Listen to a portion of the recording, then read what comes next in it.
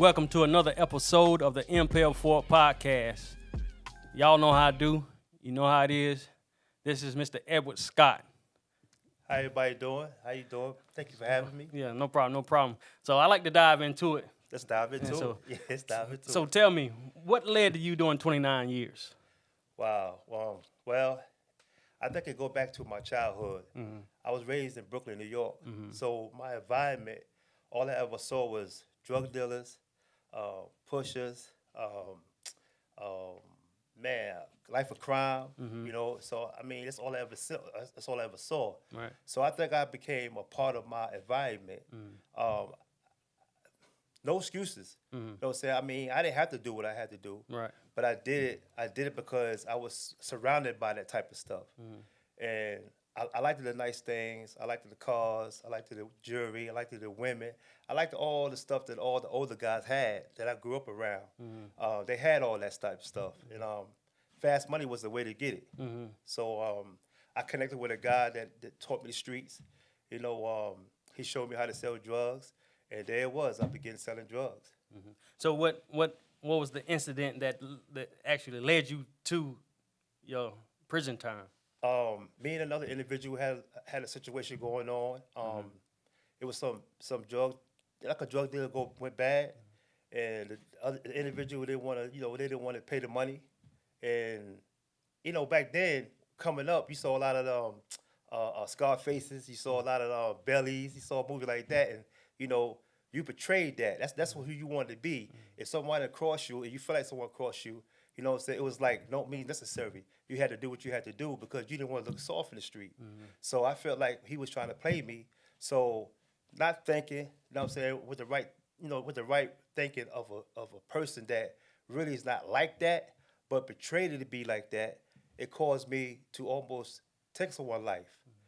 He survived, but the person that got killed was an innocent bystander, which kind of it hurted me. And to the day, it still hurts me. You know what I mean? To know that an innocent bystander got killed for something so stupid. Over some drugs. Did you hit the innocent bystander? It was three of us in the car. They really don't know who did it. Okay. You know what I'm saying? But they pointed me out because I'm from New York. I'm down here. They feel like I think I'm slick. You know what I'm saying? You know how people think, oh, them New Yorkers think they slick. So I was the oldest. So they feel like I led everybody to doing what they was doing. So they called me the mastermind of the whole thing. So your charge happened in North Carolina? Happened in North Carolina. Okay, so you was coming back and forth? I was coming back and forth since I started coming down here in 1988. I caught my charge in 1991. Back and forth selling drugs. So how old were you? I was 23 when I first entered the Department of Correction. So the person that they say you hit. Right. Who was it? A boy, girl, Well, young, old? It was a drive-by, right? And it was a girl that was walking. And when the shots took off, she was walking. Ain't nobody really meant to kill nobody. We were just trying to scare the person. And someone got killed in the process of that. So how did you feel when you found out? When did you know? Did y'all hit somebody or somebody hit somebody? The next day I was arrested because they caught another individual that was involved with it. And that individual told the police that I was the one who set the whole thing up. So with that said, they came to my house the next day. You know the funny thing about the whole thing? The police didn't know who exactly I was. But when they came to the house, you know what they told me, how they found out that they felt like I was the one? They touched the hood of the car and felt the car was still hot. They said, well, this person here, whoever this person is, must have just got here because this hood is still hot. They created a case over that right there, just by the hood being hot. So they took me downtown, they questioned me. I said nothing, but the other individual that was that was locked up in the county jail, I didn't know he was locked up in the county jail at the time. I found that out 2 days later that he was locked up in the county jail. And they had another individual that they wanted, which was my uncle who passed away. God bless his soul. He just passed away like last year. But they wanted him too. But they didn't get him until like 3 days later because of the same individual who said that I did the shooting. But it was 3 people shooting. So that's how that whole thing was created. So how did you feel? What was your feelings when you found out somebody had got killed, an innocent bystander had got killed? I was hurt. Honestly, that day, I found out the next day because it was on the news. And when they played the news segment, I looked at the news and I was like, wow, look what we have done. Knowing that we wasn't really built like that, we was portraying what we saw on TV. We felt like we was being disrespected, right? Which was stupid because of what we was going back and forth about. And you are the only one I exactly ever told this story to. I broke the story down in pieces before, but nobody really know who was the one who died in the case. You know what I mean? Because I was ashamed. I really was ashamed that this innocent bystander got caught up in this situation. And knowing that I'm not really like that, I'm not no killer. You know what I'm saying? But I felt like at that time, and the thinking that I was thinking, I felt like, no one going to disrespect me at all. Because of stuff I saw on TV, stuff I saw in my neighborhood. You know what I mean? And that's what led me to do what I did. So do you think it was fair? The life sentence, it was Class A? A Class C life sentence. Class what? A Class C life sentence. Class C. Yeah. So do you think that was a fair sentence by you, or not necessarily you? Did they ever prove it was you? Or Nah, they to the day they never took. To the day I have learned that they never took no what you call it, ballistics. They don't know who did the shooting. They went on what he said. I feel like I didn't have a fair trial. I took a plea bargain because my life was on the line. They had charged me with capital murder. So, excuse me, my life was on the line at the time. So I had to take a plea bargain.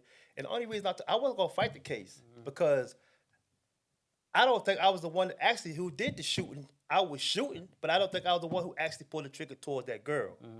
I knew exactly who I was looking for. Right. You know what I'm saying? And but at that same time, I don't feel like it was fair.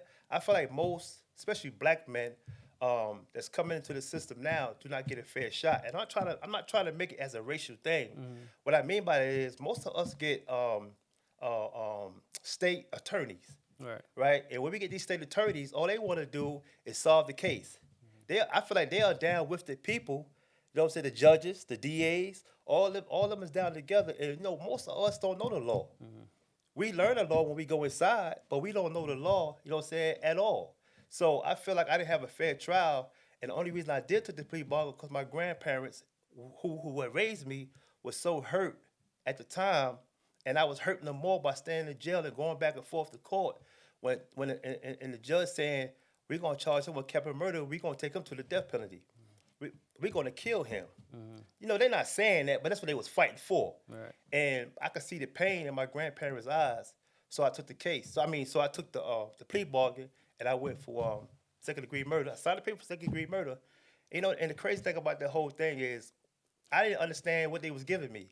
I was 23 years old, been in trouble here and there, never really went to prison before, been in jail 1,000 times. But when they sentenced me, when I stood up to that judge, and I can remember, and I want to back up a little bit, I can remember when my grandmother said, when you stand up in front of that judge, you look that judge in the eye. Regardless of what he do, regardless of what he say, you look him in the eye and you take what he give you.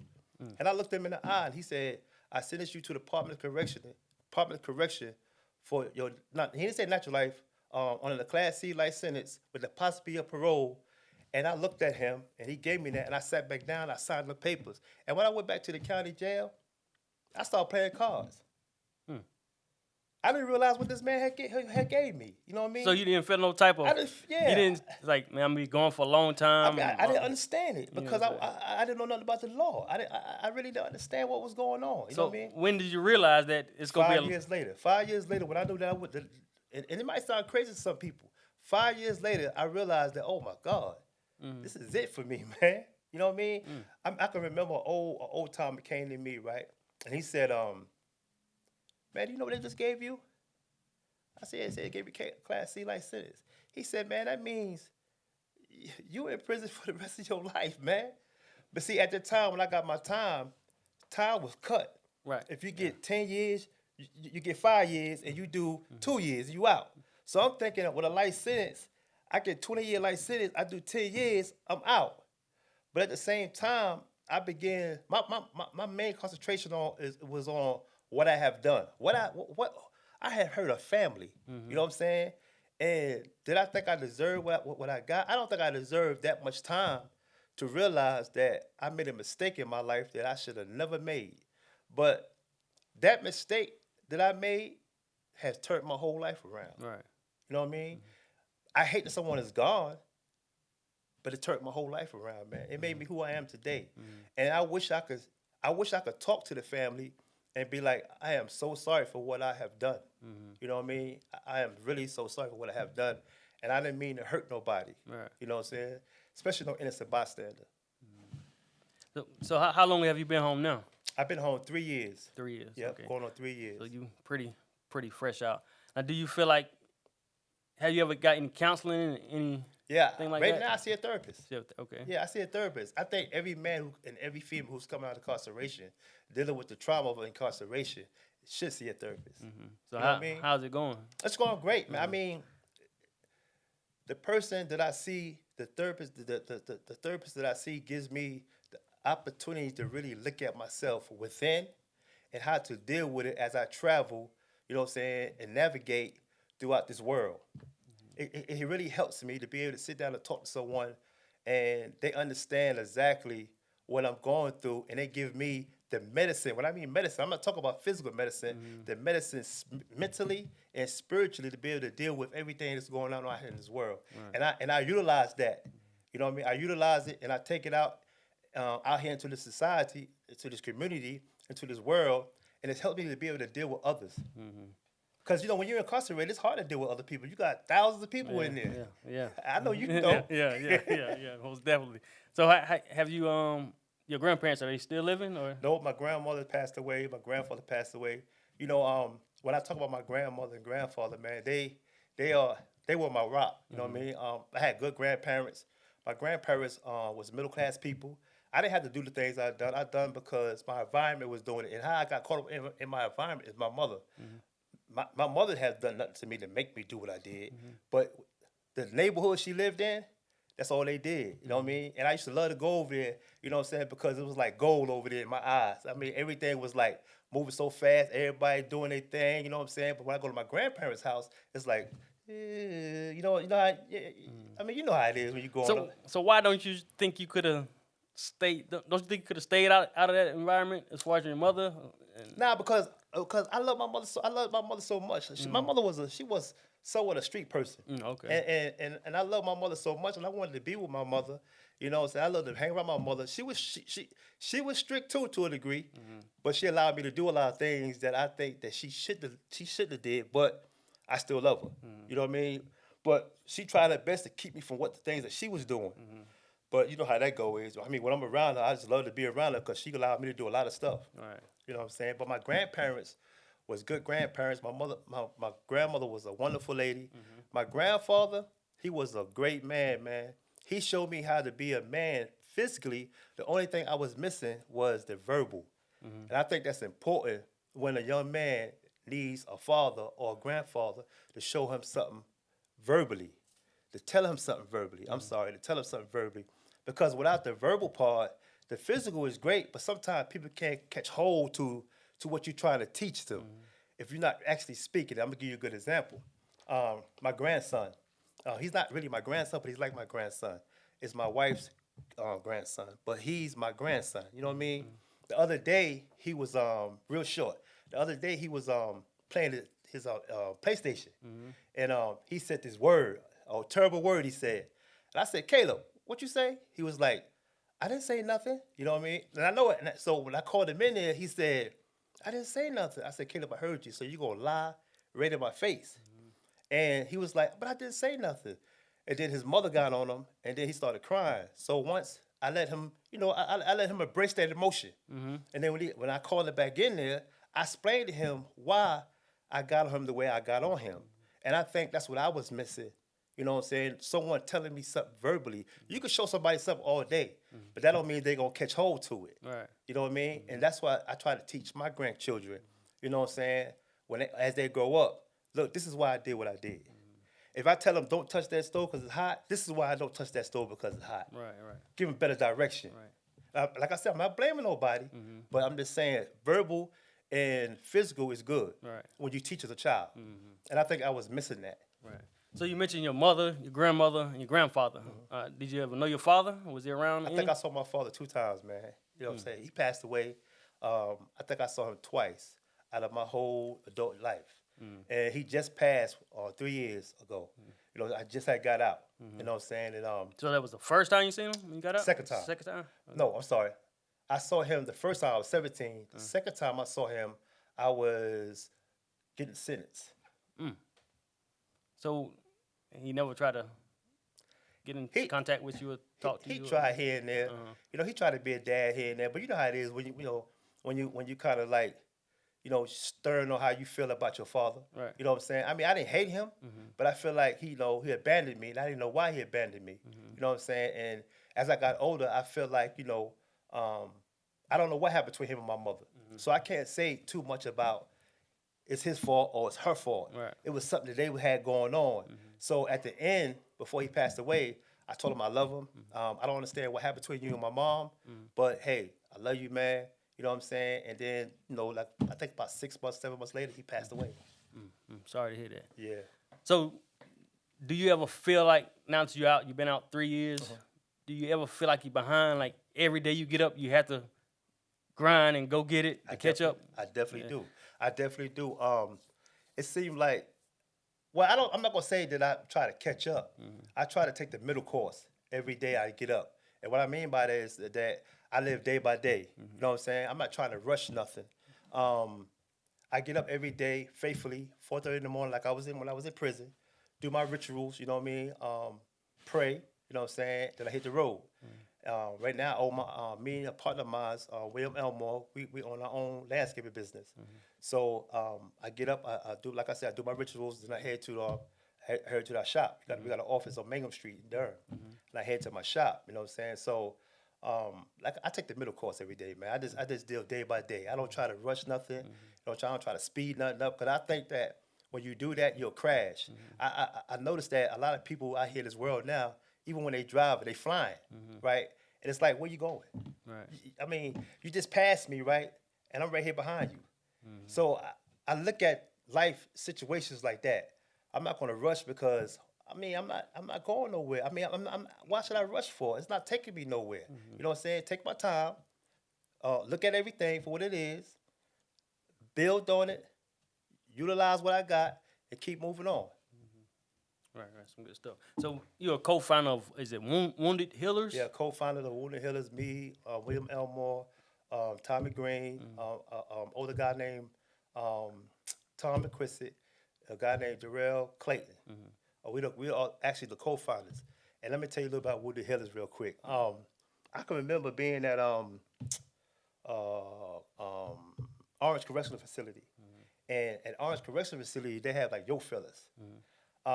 I used to go to yoke fillers all the time, especially when I got my level 2. I know you're familiar with level 2s, level 3s, and all that. Right. So now, explain what yoke fillers is for people who don't know. Yoke filler is where a bunch of people with different backgrounds, different ways of life, spiritually come together, right? And this fellowship, right? And then you have people that's coming from the street that come to the camp, and they take people out on passes, take people on shopping, church, Jumu'ah service, library. Just talking to the youths.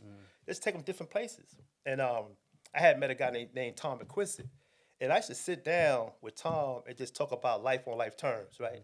And at the time I was talking to him, my support team had got real large. I had a whole lot of people that that was backing me, that was on my side, man. It was helping me with my case. What I mean by case is to help me get my map. You know what I mean? Because I got out on the map. And if you want me to, I'll explain that later on down the line. Okay. But I got out on the map, so they was helping me create the paperwork for the map, talking to people, calling people. And one day I came to Yofa and I sat down with Tom, and I started to look around at all the guys that was there. And I said, man, Tom, you know what, man? It's a lot of guys here, man, don't got what I got. He said, what you mean by that? I said, the support system that I got, man, I got a great support system, man. You know what I mean? And I want to be able to help other guys that's coming out of prison with their transition, man. Let's create a program. And that's what that's what Wounded Healers began.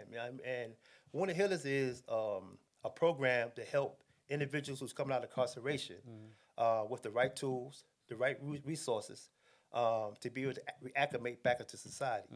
And That's what I want to do. That's my passion. Even with our business, community-based landscapers, what we do is we hire guys and females coming out of incarceration, give them the opportunity to have something because it's so hard to get housing. It's so hard to get jobs. You know what I'm saying? And when you got an F behind your name, it's hard for you to get a job. Right. So me and William Elmore, we created that. We created this community-based landscapers to help others because we know how hard it is. Because he did 25, I did 30. We talked to them bunks plenty of nights talking about how can we help someone else. Because matter of fact, his support group is large. He got his mom, he got his sister, he got his wife, you know what I'm saying? And they're part of my support team. So with that said, we said, you know what, let's help somebody else, man. Right. I also work for another organization called Reintegration Network Support System. It's a youth program. Okay. And we try to help youths that's getting in trouble. What we do is a youth will be a youth who is getting in trouble. The courts will connect them to us, and we will mentor them. And our job is to help them with whatever they need to be able to stay straight. You know what I mean? So yeah. And SWIT, I know because you talked to Tom. I'm about to say SWIT. Yeah, so you're involved in probably about 3 or 4 different things, right? Yes, man. Because that's my passion. Helping out. Yes, my passion. And with this podcast, which has been good for me, meeting a lot of y'all, because it's something I've been wanting to do for a long time, but I'm getting started late, so right. I can connect with y'all and get it right into it. Yeah, but I'm saying you getting started right on time, man, because I got a crew coming to you, man. Right. I got a crew. I got some guys, man, that's doing some wonderful things, man, and you doing wonderful things, man. We want to be a part of helping you with your transition because it's still a transition. It's still a transition. Still a transition, man. You know what I'm saying? We need to help each other because just us 4 can't do it. We need other guys like you and other guys that out there that want to do the same thing. You know what I'm saying? As a team, man, we can make a difference. Right. We can't save everybody, but if we could just save that one, you know, if we could just save that one would save somebody else. Right. And they keep going on and on and on and on, man. So I thank you for what you're doing too. I appreciate it. Now, did you have any kids before you went in? I got 5 kids, man. And this is the sad part. Before you went in? Before I went in, I had 5 kids. I mean, I was well, how they say it? Papa was a Rolling Stone? Yeah. I was a Rolling Stone. So how's your relationship with them today? Beautiful. Okay.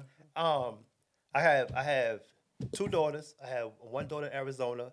I have 1 daughter here in North Carolina. I have another son in Arizona. I have a son in New York. And I had another son, which I'm gonna say I got a son. It's in Arizona, but he got killed. Yeah, he got killed. He was 25, a prominent football player. Played college for let me get it right. Clark University. Okay. Was going to the Canadian League. Played on the Panthers football field. Practiced with the Panthers. Practice team. Yeah, okay. Practice team. Yeah, man. Great young man. He loved his family. He loved his family so much that his family was the cause of him getting killed. Right. He went in his house with his cousin, and he boxed.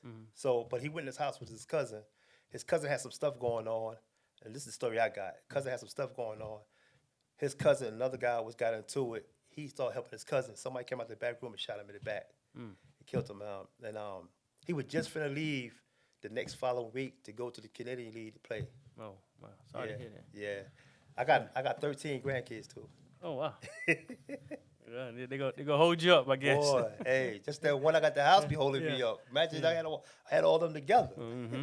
So what's next for you? You know, just continue on doing what you're doing now? Well, right now, we had just got blessed right now, man. Before I came here to do the podcast with you, we just saw a house. Okay. It's a group of people. I don't want to say no, I don't know how they feel about it. Yeah, you got to get into detail. Right. It's a group of people that's got an organization that's willing to support us with a transitional house. Okay. It will probably be SWIT/CBL house. And we just saw it. Great house, you know what I'm saying? It gives us the opportunity. Well, it's another part of our dream too, right, to be able to give people affordable housing. You know what I mean? That's coming out of prison. Right. So it's a beautiful house. We just seen it. We try to work out the details now, and once we work the details out, that'll be our house. Okay. And it's for people who's coming out of incarceration. Right. You know what I'm saying? It's a dream to come true. I sat with William Elmore, Tommy Green, and some more people for so long talking about this dream right here, and it's finally coming true, that we're able to help others like we really want to help them, man. You know what I mean? Right. So hopefully, man, everybody, man, pray that we get this house, man. Right. You know what I'm saying? Because this is the start of something new. Right. You know what I'm saying? And we need everybody prayers and also everybody help. Okay. So where can you find you on Facebook, Instagram, or? Facebook, Edward Scott. You can find me on Facebook. I'm not really on Instagram, so I'm still trying to learn how to do this stuff. You know what I'm saying? I mean, even though it's 3 years, I'm still trying to learn this. Yeah, I'm still trying to my grandson loves TikTok. Right. So he's showing me how to do TikTok. I'm on TikTok, you know what I'm saying? But he's showing me how to do that. So right now, it's, you could go to CBL, COMM dot, base, no, I'm sorry, COMM dot, UNTIY dot community-based landscapers, right? The C in our work. Okay. As in, I'm talking about construction / landscaping. Okay. You could go to SWIT, you know what I'm saying, Yeah. and automatically it pop up. Wounded Healers, you can go to Wounded Healers of North Carolina, it pop up. You know what I'm saying? So we doing a lot of stuff in the community. But like I said, we need everybody help. We can't do it by ourselves. Right. You know what I mean? Right. And that's what we doing, man. Okay. Well, glad to have you. Got a lot of information, and you are a success. Hey, you know? man. And you know what? I'm hoping and praying that we could be, how can I say it? We could pass the torch Right. to others that's coming behind us, so they could be success. Because that's what it's about. It's about success, man. Right. You know, it's about us helping others that's coming out, man. What they say. And you know, I'm learning that. Oh, I forgot to tell you that I also work at a transitional house too. Okay. I forgot to tell you about that. Straight Talk Support Group. Okay. I work there too. Oh, you got your hands full for 3 Man, years. sometimes I don't get no sleep. Right. I don't get no sleep sometimes. My wife would get mad at Well, me. now you got to get that sleep. That's the most important part. You're right. Sometimes I don't get no sleep, Right. but I love doing what I do. Right. This is my passion. You know what I mean? To help others. You know what I mean? Because I know how hard it is to get that help. You know, I really do. Right. Okay. Well, there you have it for the Impel Forward podcast. If you like what you saw, don't forget to like, share, and subscribe to the Impel Forward podcast.